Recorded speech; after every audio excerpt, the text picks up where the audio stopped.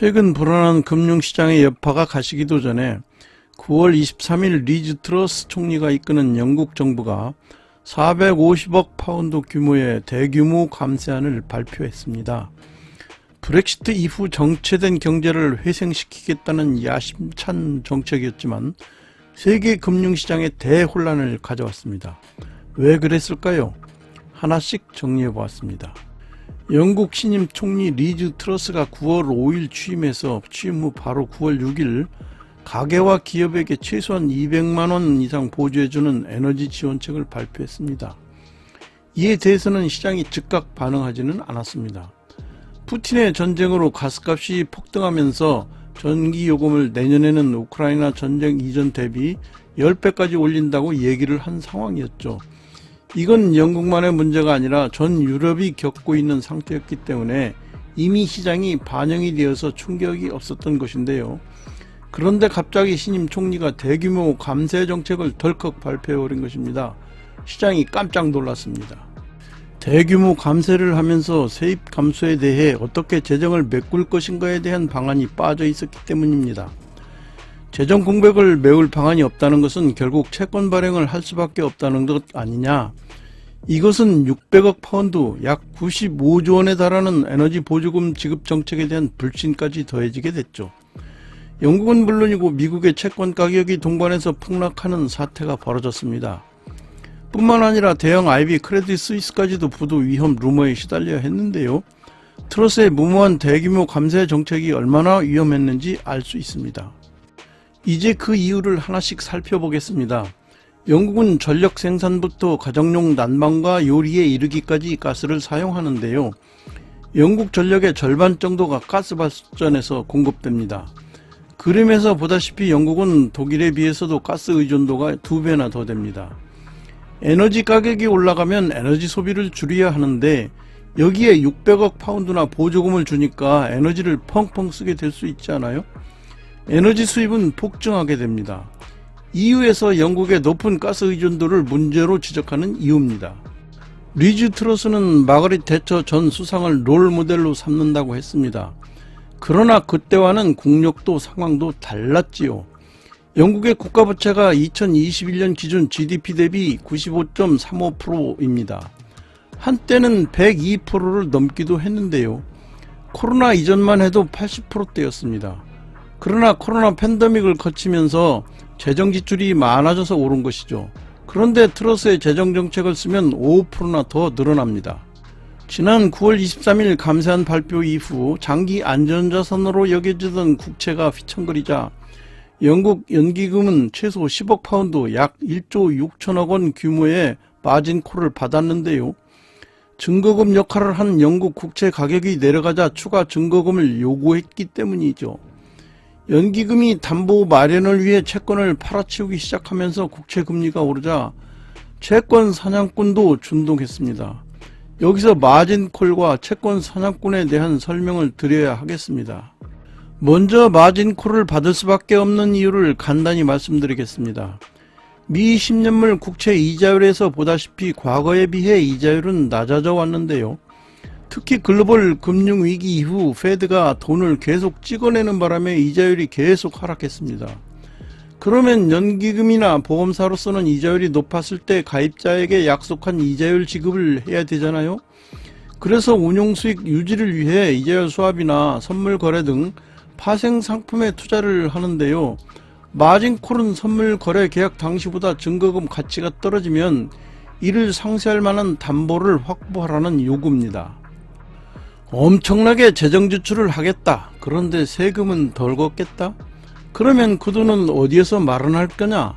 국채를 더 찍겠다?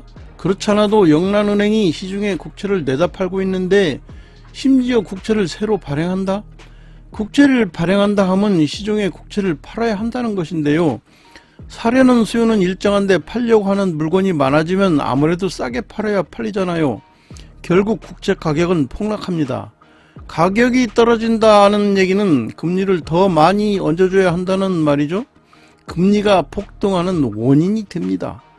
채권 금리가 내려야 할 국면에서 무리한 정책으로 채권 금리가 급등할 때는 채권 사냥꾼들이 국채를 대량 매도를 함으로써 수익률을 극대화합니다. 월스트리트 저널은 이번 사태가 채권 사냥꾼 때문에 벌어진 일이라면 다른 선진국에서도 비슷한 상황이 발생할 수 있다고 했습니다. 아울러 영국이 재앙과 위험을 예고하는 탄광의 카나리아 역할을 하고 있다고 보도했습니다. 파운드화 가치도 추락했는데요. 지난달 26일 장중 37년 만에 최저치인 파운드당 1.03달러까지 내려앉았습니다. 파운드화와 국채 가격이 추락하자 영국 중앙은행은 650억 파운드 규모의 국채를 긴급 매입한다고 발표했는데요. 영란은행의 조치가 물가를 잡으러 금리를 올리고 있는 정책 기조와 거꾸로 간 거죠. 하지만 영국 연기금이 직면했던 마진콜 위기에서도 가까스로 벗어났습니다. 파운드화의 하락은 2016년 브렉시트 때부터였습니다. 생겐 조약에 가입하지 않은 영국은 이동의 자유에 대해 이유와 의견을 달리했죠. 캐머런 총리는 2016년 6월 23일 브렉시트 국민투표를 실시했는데요. 돈은 돈대로 내고 영국이 독일 때문에 주도권을 잡을 수 없으니까 자존심이 강한 영국인들로서는 브렉시트를 결정할 수 있었을 것입니다. 영국이 브렉시트로 EU에서 탈퇴하면서 영국에 브랜치를 두었던 유럽의 금융회사들이 프랑크푸르트나 브뤼셀로 옮겨갔습니다. 대처 수상 때 신자유주의 정책에 따라 제조업이 세계 공장 중국으로 옮겨갔는데 이제 금융산업마저 영국에서 많이 빠져나갔습니다. 영국에는 제조업도 금융업도 거의 남아있지 않았죠. 이렇게 기초체력이 약해진 상태에서 무리한 재정정책을 쓰겠다고 하니까 영국의 옛날의 영국인 줄 아느냐고 시장이 반응한 것입니다. 영국의 지도자가 잘못된 결정으로 국가를 약화시켰던 경우는 또 있습니다. 1990년대 유럽은 단일 통화권을 구축하려 준고정 환율제인 환율 조절 메커니즘 즉 ERM을 운영하고 있었는데요. 예컨대 독일 마르크화와 영국 파운드화는 상하 6%라는 변동폭에서만 움직일 수 있었죠. 문제는 1990년 통일을 달성한 독일이 동독과의 화폐를 1대1로 맞교환하면서 발생했습니다. 돈이 동독으로 천문학적으로 풀리자 독일 중앙은행은 인플레를 막기 위해 2년 동안 10차례나 금리 인상을 했습니다. 이 기간 중 독일의 소비자 물가는 연간 2.5%밖에 오르지 않았지만 유럽 다른 나라들에게는 재앙이었습니다. 높은 금리를 주는 나라로 쏠리는 게 돈의 속성이잖아요. 요즘 달러로 돈이 몰리는 것과 같습니다. 독일과 함께 유럽연합의 헤게모니를 다투고 있던 영국은 파운드화 폭락 방어를 선언했는데요. 소로스는 언론을 이용하여 바람몰이를 하는 동시에 가용 가능한 자금을 총동원 연일 파운드화 팔자 주문을 내면서 무자비하게 파운드화 공격을 시작했습니다. 소로스가 직접 동원한 현찰만 100억 달러에 달합니다. 다른 헤지펀드들도 소로스의 뒤를 쫓아 1,100억 달러를 동원했는데요. 이른바 레버리지 효과를 극대화함으로써 영란은행이 받은 공세 압박은 1조 달러대가 넘은 것으로 추산됩니다. 1992년 9월 범유럽주의자 메이저 총리는 결국 압력에 굴복하여 굴욕적인 ERM 탈퇴를 선언해야 했습니다. 소로스 펀드의 그해 운용 수익률은 68.6%였습니다. 중앙은행들이 자칫 외환 정책을 잘못 운영할 경우 헤지펀드의 먹이가 될 수 있음을 국제사회는 뼈저리게 경험했습니다. 마거릿 대처 수상은 노조천국 영국의 고질병을 고친 것으로 철의 여인으로 불리며 존경을 받지만 신자유주의 전도사로서 제조업을 벌였습니다. 존 메이저 총리는 영국의 자존심을 지키려다 조지 소로스의 공격을 받고 영국 국민들의 세금 33억 파운드를 낭비했습니다. 데이비드 캐머런 총리는 무모하게 브렉시트에 대한 국민투표를 추진함으로써 영국을 위기에 빠뜨렸습니다. 보리스 존슨 총리는 브렉시트 국민투표 당시 찬성파의 리더로 활동하면서 브렉시트 이후 런던이 세계 금융시장을 지배할 수 있을 것으로 믿었지만 잘못된 판단이었습니다. 뒤를 이은 리즈 트러스 총리는 영국 경제 성장 동력을 회생시키겠다며 야심차게 감세 정책을 내놓았습니다. 그러나 시장에서 혹독한 평가를 받으며 외환과 채권 시장을 혼돈으로 몰아넣었습니다. 위에 언급된 수상들은 세계 5대 강국 중 하나인 당대 영국의 지도자였습니다. 그럼에도 불구하고 이들은 나라와 국민을 힘든 길로 인도했습니다. 이들에게 부족한 점은 지도자로서의 필수 덕목인 제왕학에 대한 인식과 준비가 없었다는 것입니다.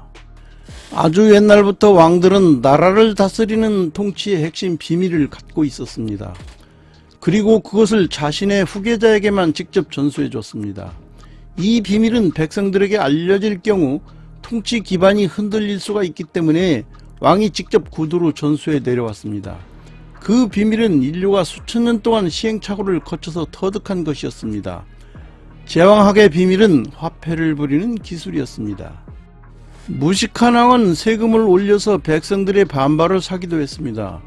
미국의 독립전쟁에서 보는 것처럼 나라가 망하는 이유 중에는 과다한 세금이 원인이 되는 경우가 많았습니다. 그래서 화폐를 다루는 기술은 그리 쉬운 일이 아닙니다. 이 화폐를 다루는 기술을 오늘날 경제학이라고 부릅니다. 이는 권력을 다루는 기술이기 때문에 20세기 초까지만 해도 정치 경제학이라고 했습니다. 알렉산더 대왕의 아버지 필리포스 왕은 아들을 깨우치기 위해 아리스토텔레스를 개인 교수로 초빙했으나 별 효과가 없었습니다. 제왕학의 비밀을 전수하기 어렵게 되자 왕은 유능한 컨설턴트를 재정 보좌관으로 붙여주는 방법을 택했습니다. 이처럼 예전에도 국가를 다스리려면 경제를 알아야 했습니다. 오늘날 국가의 지도자가 되려는 사람은 경제학 박사가 될 필요까지는 없으나 적어도 금융과 경제가 돌아가는 원리쯤은 이해하여야 하겠습니다.